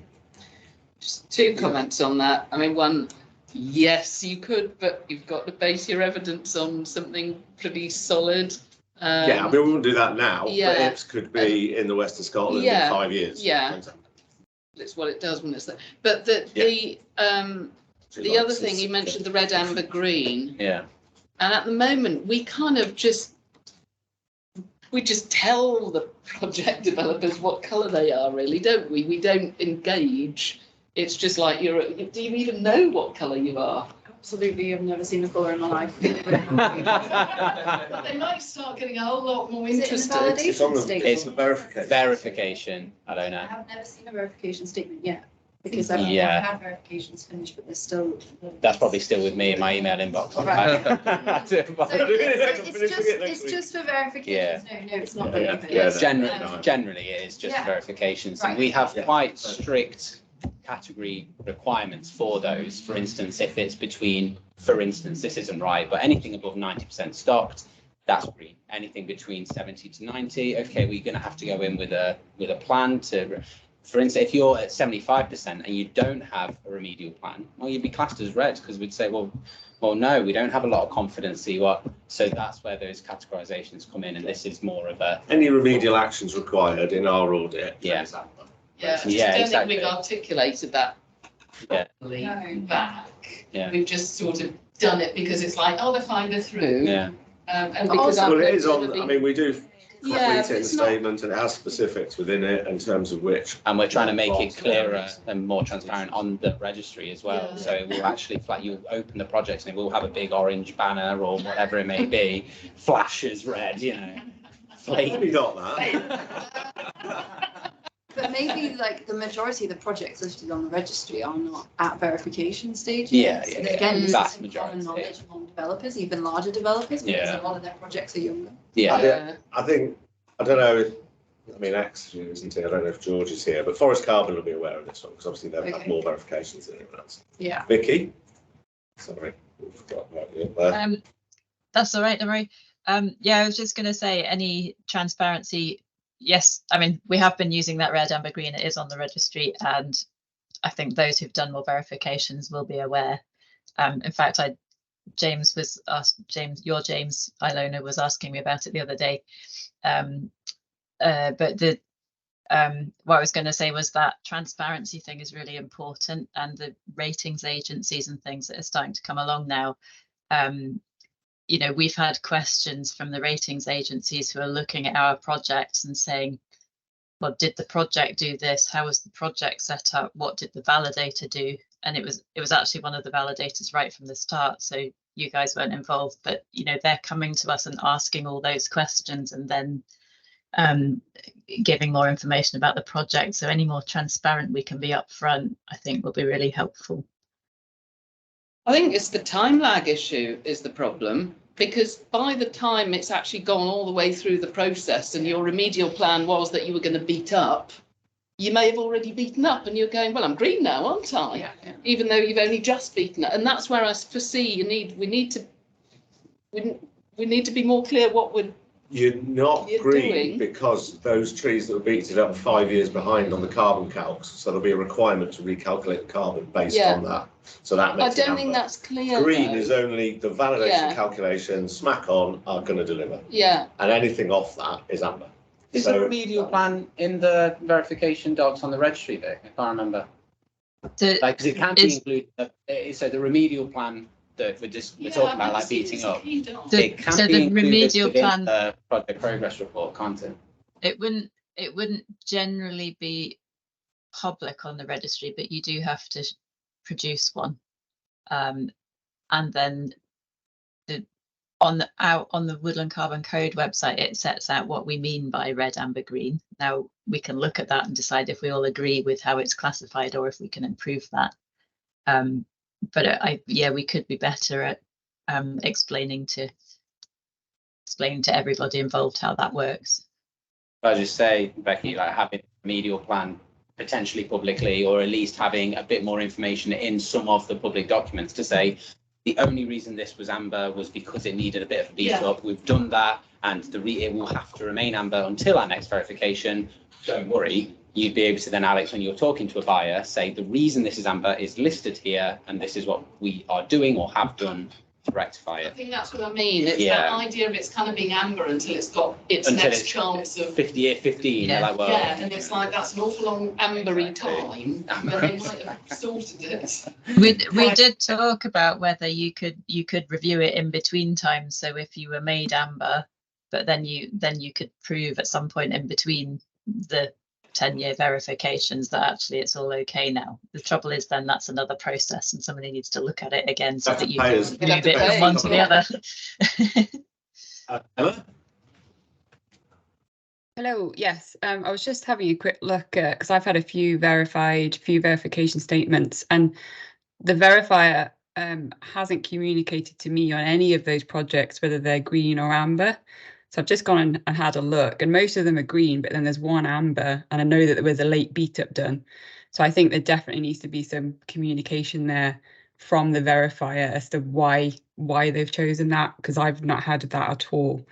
So that would be super helpful moving forward. Yeah, let us know which one that is, and we'll have a little look at it. But I think how red, amber, green goes forward in relation to modified, unmodified, adverse, and whether actually it becomes that, because we don't want both, and clear definitions around it and communications about it. But I think that the reason it hasn't been is simply because there's been a small number. But the big surge we're going to have this year, I mean, there's a lot of verifications about to take place. So you might say to specify that if modified or adverse, then the reason for them must be stated. Then. Sorry. If modified or adverse, then the reason must be stated as to why exactly that was. Yeah. Well, I know we've done that certainly for some.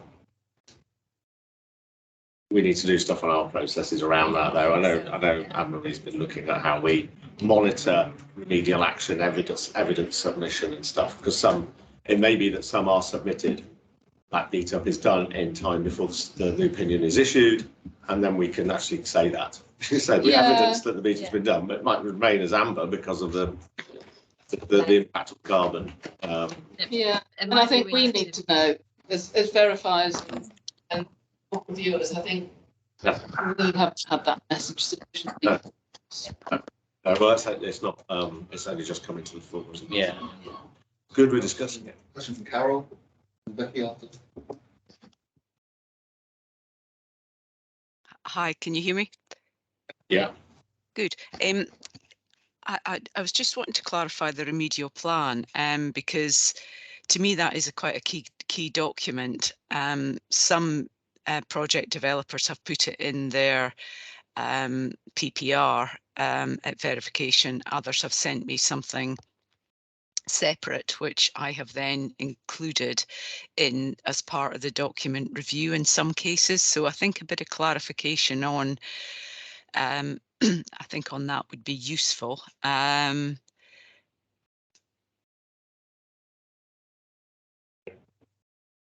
we'll talk to the scheme and we'll come up with something.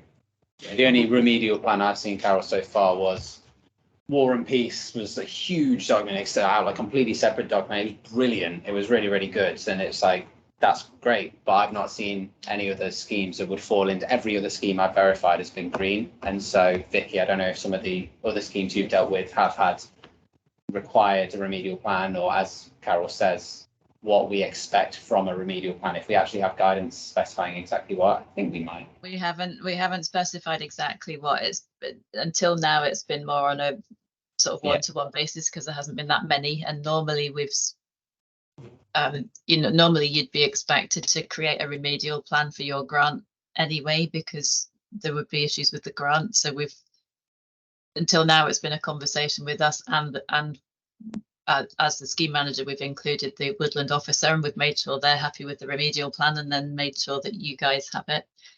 Yeah. Although we've often disagreed with the woodland officer as well. But you might disagree. I can recall doing a group myself years ago where we had red, amber and green within a group.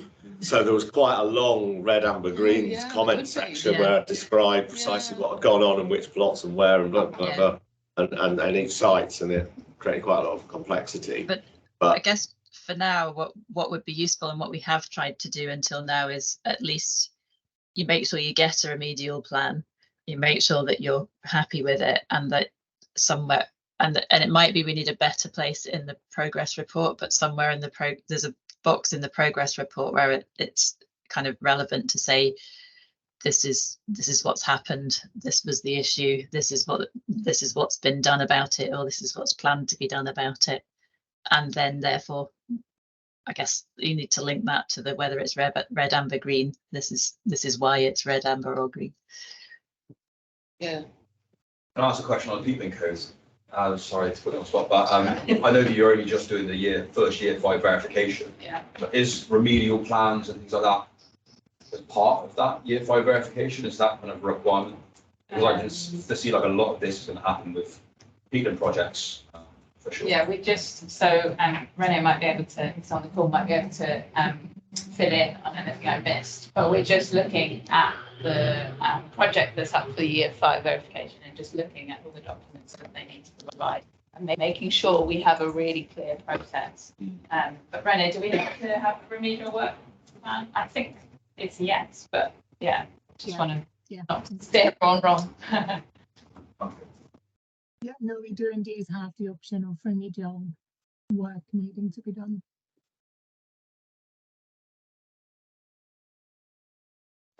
Cool. Done. Yeah. I think it's lunchtime. When are we reconvening? Quarter past? It was meant to be quarter past, but we are a bit later. It was meant to be 12:15 towards 1:15, but it's 25 past, so. Oh, okay. 50-minute lunch, I think we can do. There are sandwiches downstairs in the main kind of foyer kitchen area. So, apologies for wasting your time. We're going to kick off again now. Clive's going to talk to us about our agroforestry carbon code work and our, cross our fingers, follow-on work. Okay. Can I just check everybody can hear me okay online? I can see Alicia on the screen. Can you wave if you can hear me okay, Alicia? Yes, Clive. Okay.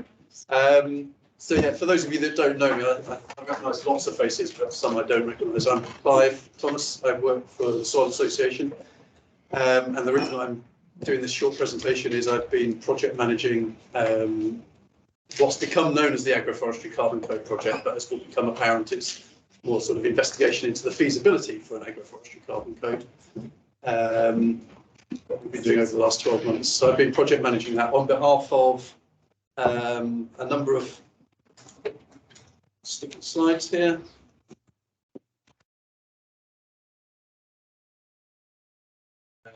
On behalf of a number of project partners. Have I stopped sharing?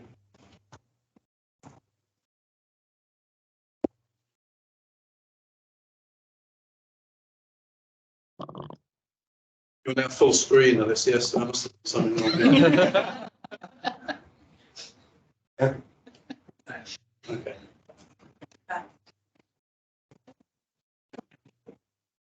Okay, on behalf of a number of project partners, fortunately, I've got some far more qualified people both in the room and on the call, because as you can see there, we've got Woodland Trust involved with the project, and Alicia's been leading on that side. We've got Finance Earth involved, and Alona's been leading for Woodland Trust, and Alicia's been leading for Finance Earth. I don't think we've got a research centre here, but they've been mostly working on the sort of predictive carbon modelling.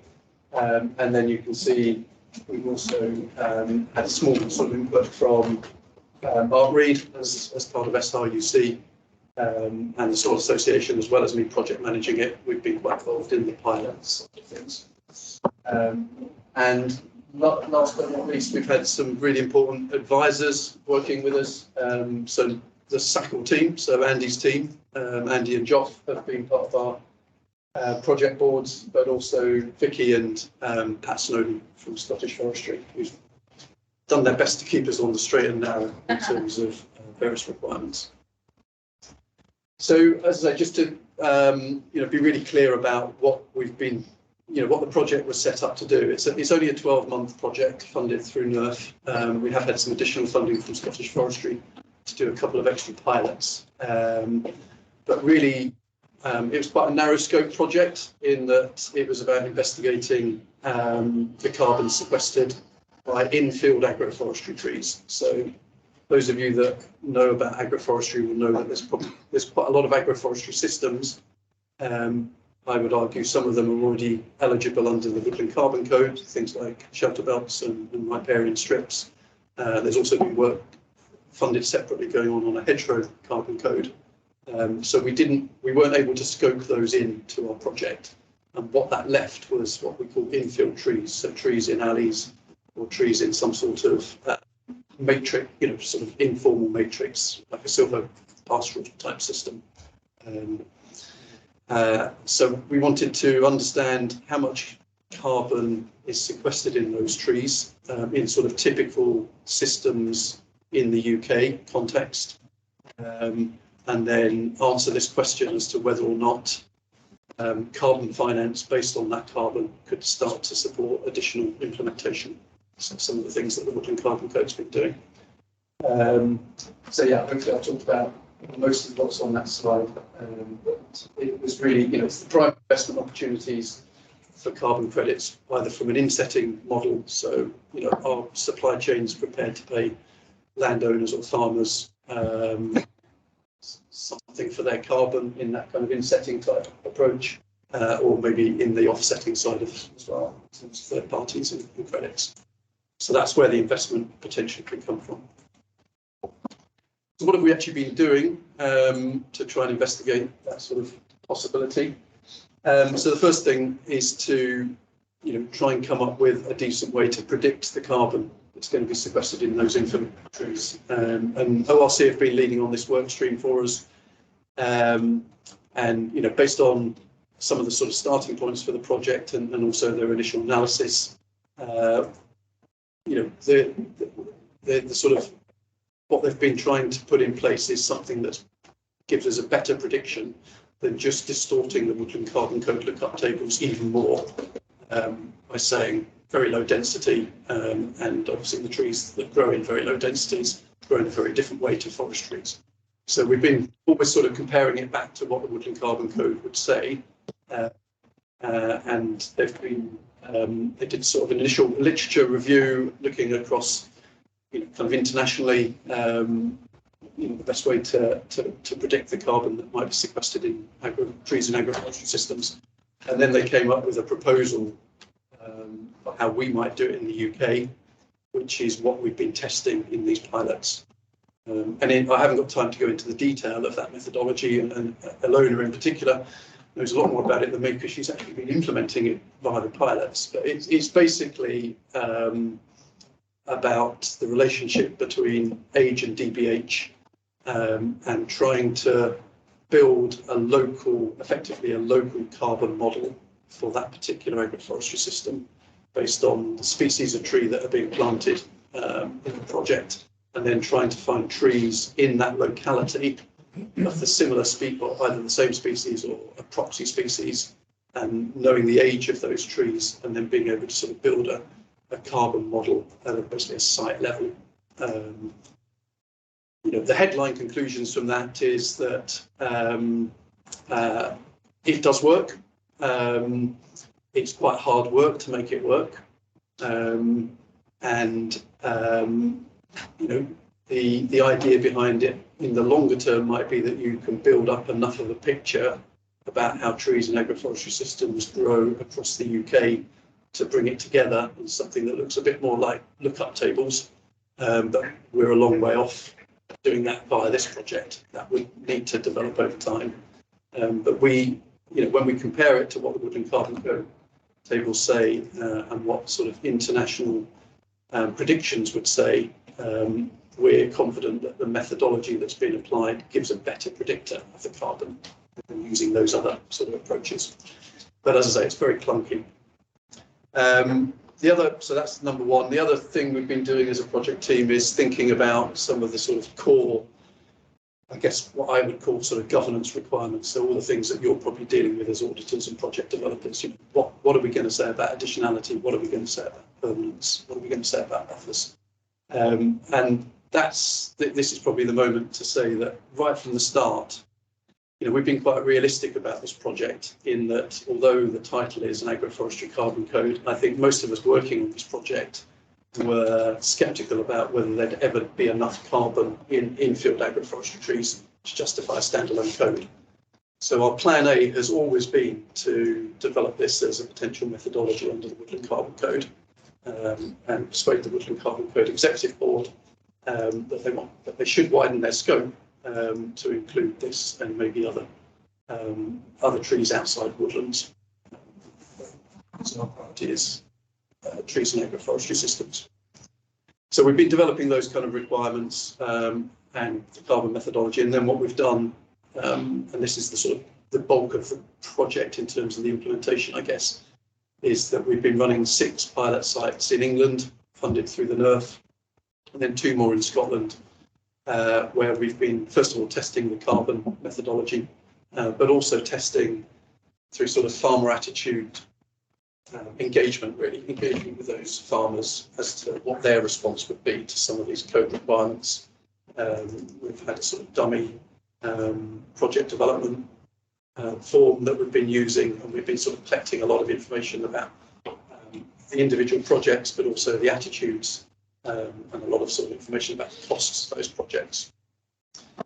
And then all that information has been number crunched by Lycia's team in terms of starting to do this sort of investment analysis of how important that carbon is in relation to the overall project costs, and whether or not there is any sort of possibility here of taking something forward. So that's what we've been doing for the last 12 months. We're right at, I should have said this earlier on, sort of catching me right in the end game of this project. We haven't yet finalised our conclusions and recommendations as a project team. We've got hopefully a sign-off meeting next Tuesday to do that, because we have to finalise our reports for DEFRA by the end of this month, at the end of August. So a lot of things are starting to get settled, but not everything.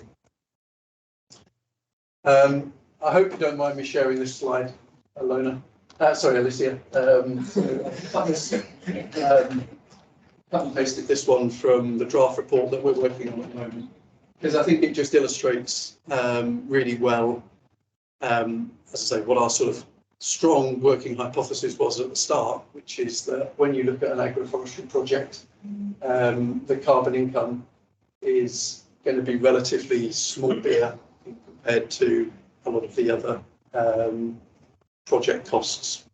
And sorry, Clive, just to ask, that total costs, does that include, is that specifically the costs of involvement in a carbon scheme? Or I'm assuming it's more generally the cost of implementing an agroforestry scheme. You haven't split out the cost of validation and verification or anything like that. I think we have, listen, maybe I've to answer that question better than I can, but I'm pretty sure we've factored in the validation. It's all kind of verification costs.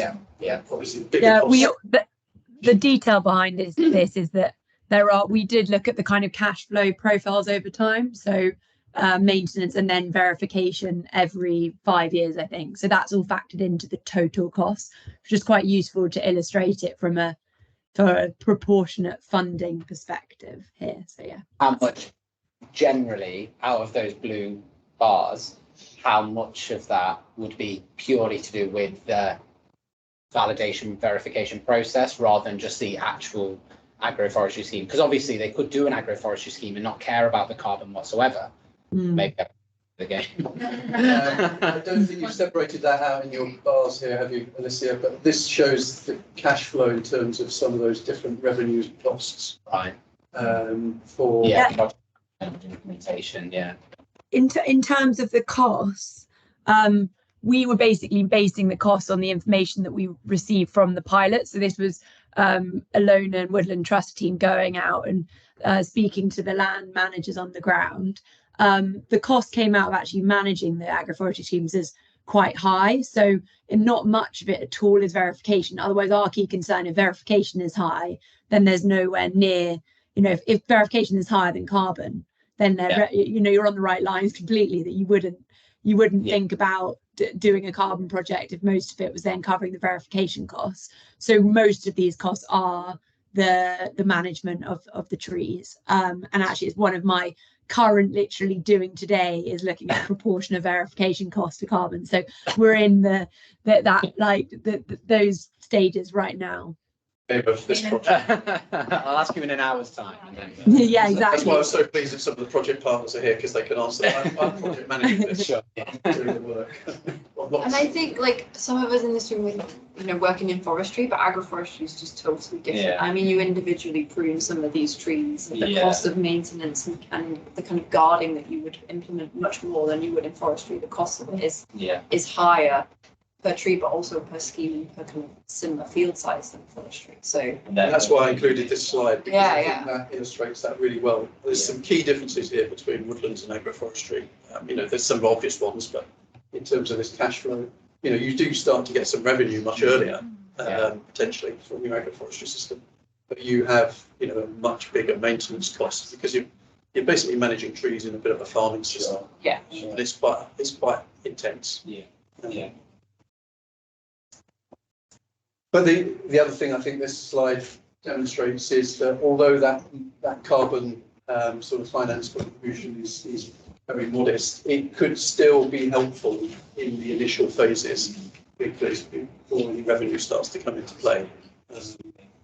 And especially if you start to think about it in a sort of more aggregated perspective, which is where I'll end up with this presentation. And just with this cash flow in particular, the amount of carbon revenue, it mentioned at the top 1 ton CO2 per hectare per year. Is that for a 26-year project, or is that all of the projects 100 years, or is that big?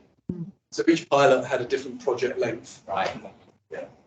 Yeah. So the carbon revenue is based on the project length that the land manager suggested that they would manage the trees for. So they did vary, but we're assuming about 25 years plus or 20 years plus. And then the carbon revenue, what we did is there's obviously two approaches to carbon sales. You can sell pending issuance units up front, which is actually how lots of the carbon market work. From Finance Earth's perspective, we think it's much better, higher integrity to wait and sell as they're verified.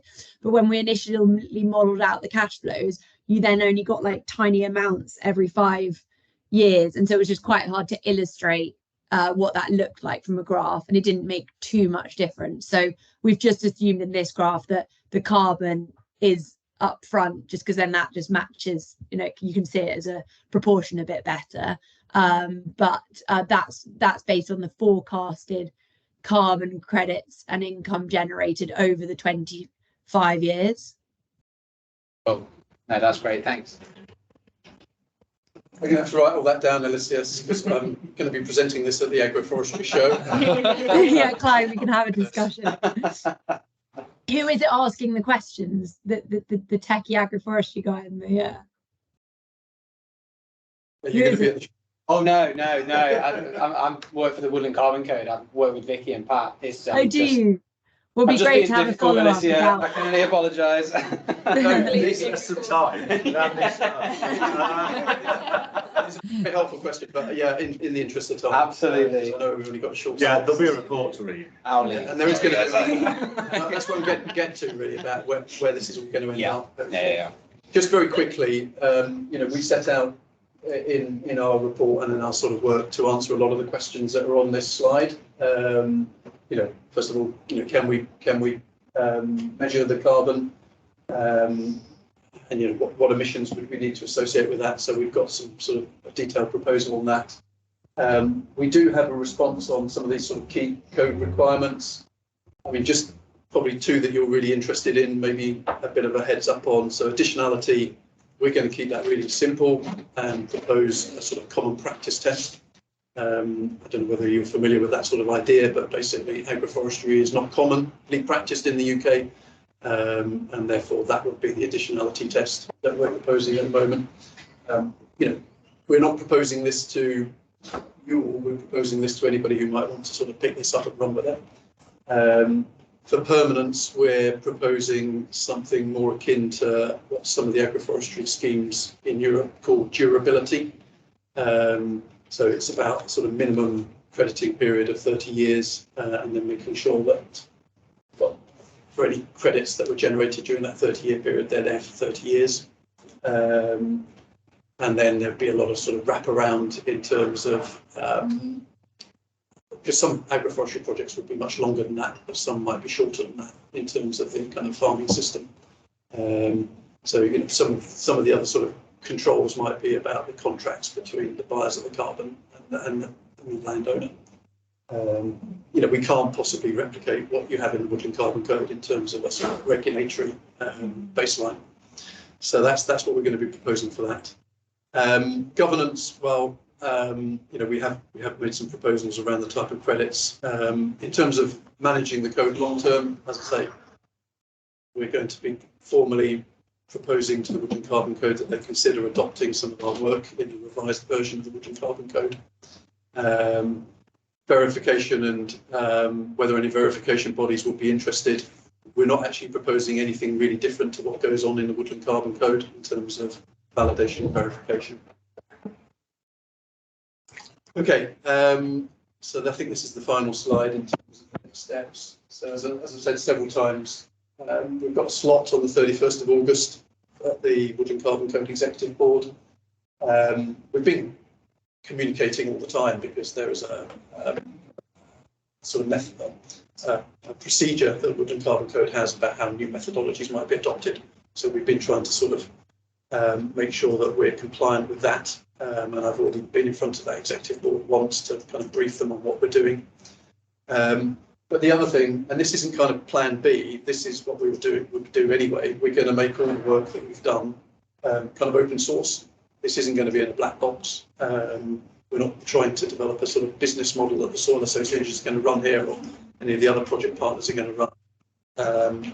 We want this to be picked up and adopted, and it might be picked up and adopted by other carbon codes as well as maybe the Woodland Carbon Code.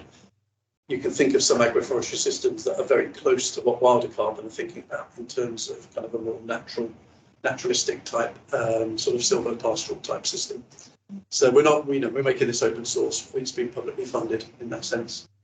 And then the final point, we think that if this has got any potential, as well as it being adopted by the codes, we need to be thinking about more of an aggregated approach to this, that sort of a project development level, but also a validation and verification level, which is why we've the same project partners plus Andy's team have come on board as a potential funding partner. Put in a proposal to Nature Scott and HLF under their firm's bid to do a short 6-month development project to kind of investigate, I guess, the idea of a whole farm aggregated carbon type approach. So where, you know, your carbon in your infield trees, if you've got some, but also your carbon in your hedgerows, your carbon in your small woodlands, your carbon in your shelter belts, your carbon in your riparian buffers, and possibly peat as well if you've got that type of land, how that could all fit together at a project development proposal level, but also a more streamlined validation and verification approach. That's obviously very early days in all that, and I don't think we're the only ones thinking about that. And we won't hear for sure back from Burns as to whether we've got funding for a few more weeks, maybe. Yeah, they said by the end of August. End of August, beginning of September. I think they've got a meeting, a discussion in a couple of weeks to decide. Okay, so I don't know whether I've got my fingers crossed on that or not, because I don't know whether I want to project manage that one. But anyway, I think it's essential that that is done, because it's so difficult for many farmers and land managers to engage in this. You know, it's easier for the big estates and the big sort of consolidated land blocks to do this. But for a small or medium-sized farm, we need to be really thinking, I don't just mean people in this room, but kind of generally in nature-based solutions about how this is more accessible, but still maintaining that sort of high integrity. So we want to carry on working in that area. But from the agroforestry carbon code project perspective, we've finished our reports, we'll have submitted them to DEFRA by the end of August, fingers crossed, and then they'll be available for others to think about how they might use them as well. Just how we might take them forward in an aggregated project. Happy to answer any questions if there's any time left, Andy. While I'm walking to take Clive's seat. There's no time left. I'm staying for the rest of the afternoon, so. Yeah, it's okay if we overrun the session. Time. May I just ask one question? Yeah, perfect, yeah. So Clive, a bit earlier you mentioned that you'd been sort of investigating, I'm not sure it's the right word, you used was attitudes towards sort of like landowners being involved in this. Have you got any feedback from landowners? Yeah, so we're part of so we have 3 reports that we have to produce a main report that kind of summarises everything, and then there's 2 separate reports. So this team is working on a separate sort of standalone report about the financial appraisal. Yeah. And Alona and John Haynes from Soil Association are working on a full report to explain the conclusions from all of the 8 pilots. Okay. So there'll be some sort of conclusions about farmer attitude. Attitude towards wanting to be a part of the scheme, or towards just generally manage where everything. Oh, everything. Okay. The project.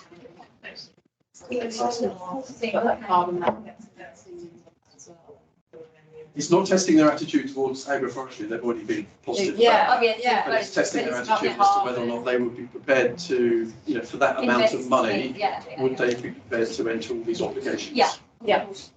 Okay, super interesting. Yeah. We can chat about it. Thanks.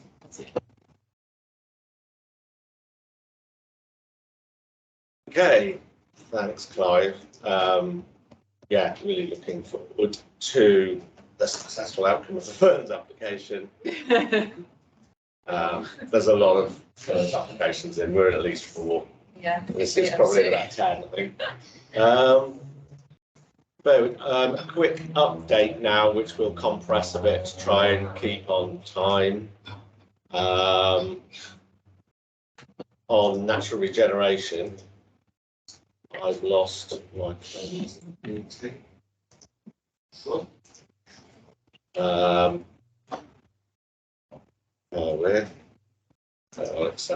I'll just start talking. So I'm going to show a picture of a battered Scottish landscape desperately needed natural regeneration. But since Alicia's forced me to swear, I've shut the topic again. But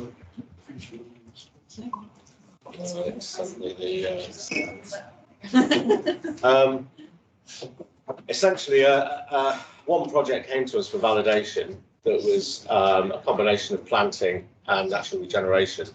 And well, it was a long and tortuous process, and we won't go into the details because it's specific and confidential.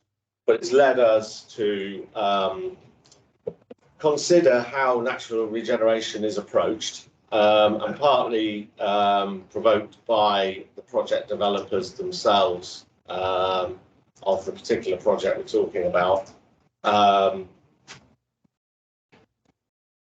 And they've kind of made the running to make it happen in a way because they've got other projects coming forward, but there will be others like them that are looking at natural regeneration at a significant scale across landscapes, potentially and hopefully without fencing. So you know, large landscape scale deer control, and it just doesn't fit with the Woodland Carbon Code. The kind of key elements that kind of don't fit are around the dates that are so important around eligibility. When does it really start? They're probably controlling deer already, but not enough, so there's no regeneration going on. Yeah, the idea of an implementation date, which normally might be when you put up a fence or plant the trees or whatever, there isn't a point in time. It's actually what you need to do is manage deer sufficiently to permit regeneration for long enough to establish a woodland, which is potentially decades. So the implementation date is actually a fluid period of decades. So we actually need to develop some additional alternative criteria around natural regeneration to permit those kind of projects into the Woodland Carbon Code. So we've had a kind of ad hoc, non-formal working group looking at this, I think with the idea of putting together some initial suggestions that then we'll move into a more formal space and the Woodland Carbon Code Advisory Board. But I am slightly uncomfortable that this just kind of happened out of one project, and it's a like totally kind of unelected subgroup with myself and Vicky in it trying to move it forward. But we felt if we just kind of get this thing started and then have something to discuss on the table. So there's a few key questions we're looking at, and one's around the regeneration potential of the site. You know, what seedlings are there, what seed sources are there. There's the stuff in the code at the minute around that, but you know, how real is that, and what do you allow in terms of kind of advanced regeneration? That's probably what we call it in a forestry context. You could have stuff that's suppressed or partially suppressed or has been suppressed or has partly gone away. It's a massive continuum, really difficult to pick a starting point, but actually from a kind of philosophical view, we want to be inclusive and let things in and not create rules that are barriers when fundamentally you could have something where there's a low enough deer population now that the trees are getting away, but without the investment in that ongoing deer control that is fundamentally financially additional because it's so expensive to do over the longer term, those trees would fail in the future. So it's a really difficult one to pick out. Other questions are, when is a wood a wood? And yeah, what levels of deer management and what are you using to assess that? Is it deer population surveys? Is it herbivore impact assessments, etc.? Discuss. Vicky West, come rescue me with some more details. What do you think we should do next in terms of, my question to you is, what do you think we should do next in terms of the working group and bringing it into a more formal space with more actors able to comment? Because it has been a bit ad hoc. Would you agree?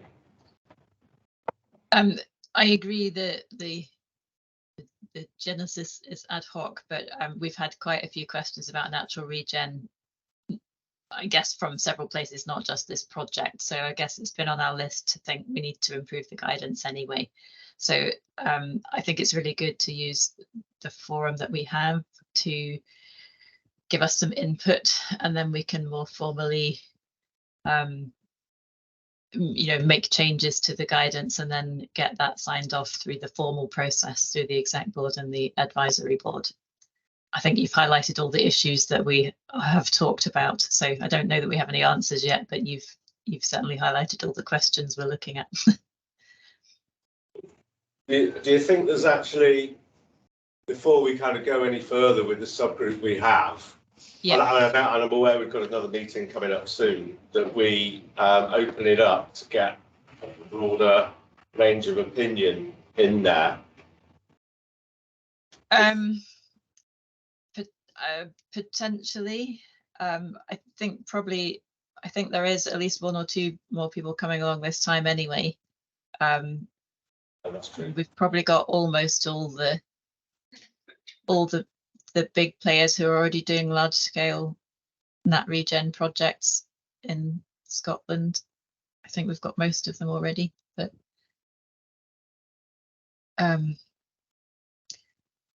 questions? Yeah, I mean, this is about a specific type of way of doing it, where you're not fencing and it's very much the deer control. But there are other people wanting to do natural regen or natural colonisation in other ways, which are going to face a lot of the similar issues. Yeah. And are they part of this group, or is this group very much about that specific way? And if they're not part of the group, where do they get their say? Because there are other issues to discuss. I mean, yield models and everything for the more perhaps commercially orientated natural regen. Where's the forum for that? So it certainly needs to include all types of natural regen. To